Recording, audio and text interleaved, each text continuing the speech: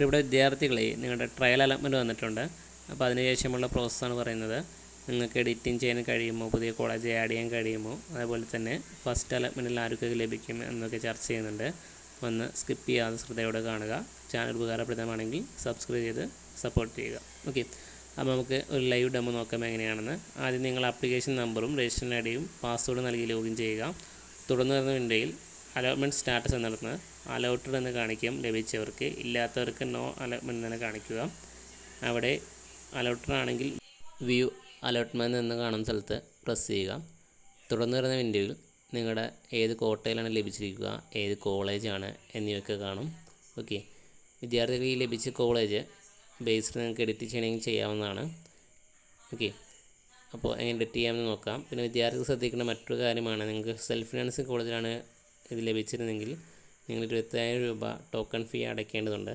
അതടയ്ക്കാൻ സാധിക്കുന്നവർ മാത്രം മുന്നോട്ട് പോവുക അത് വെച്ചുകൊണ്ട്, അല്ലെങ്കിൽ എഡിറ്റ് ചെയ്യാവുന്നതാണ്. എന്തെന്നാൽ ടോക്കൺ ഫീ അടയ്ക്കാത്ത പക്ഷം നിങ്ങളെ തുടർന്നുള്ള അലോട്ട്മെൻറ്റുകൾ പരിഗണിക്കുന്നതല്ല. അങ്ങനെ ഒരു സാഹചര്യം വരാതിരിക്കേണ്ടതാണ്. ഇനി നമുക്ക് അതിനെ എഡിറ്റ് ചെയ്യാമെന്ന് നോക്കാം.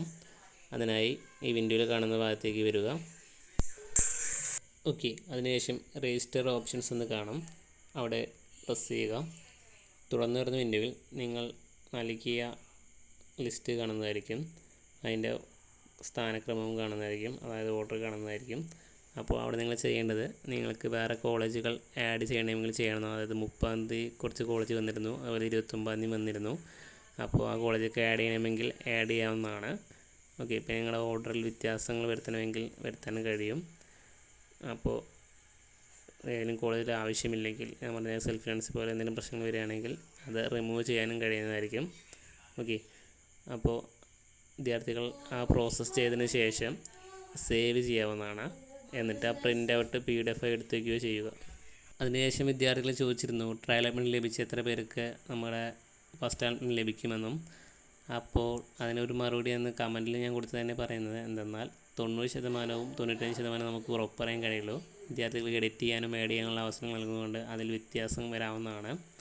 ഓക്കെ, ഇനി ഇതുമായി ബന്ധപ്പെട്ട് നിങ്ങൾക്ക് എന്തെങ്കിലും സംശയങ്ങളുണ്ടെങ്കിൽ നിങ്ങൾക്ക് കമൻറ്റ് സെക്ഷൻ വഴിയോ നമ്മുടെ ഡിസ്ക്രിപ്ഷൻ നൽകിയിരിക്കുന്ന ഗ്രൂപ്പിൽ ജോയിൻ ചെയ്ത് ഗ്രൂപ്പിലോ അല്ലെങ്കിൽ പേഴ്സണൽ മെസ്സേജ് അയച്ചോ ചോദിക്കാവുന്നതാണ്.